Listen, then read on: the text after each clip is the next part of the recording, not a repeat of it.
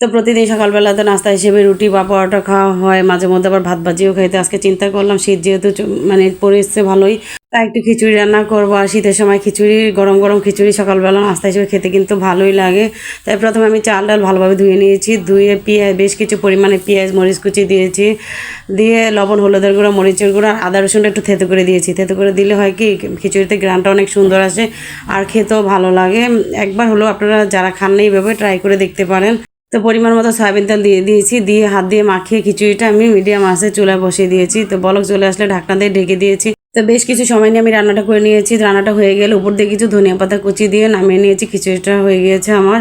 তো এই শীতের সিজনে যে কোনো তরকারি বা খিচুড়িতে ধনিয়া পাতা না হলে তো আমার চলেই না। ধনিয়া পাতাটা আমার কাছে অনেক ভালো লাগে খেতে।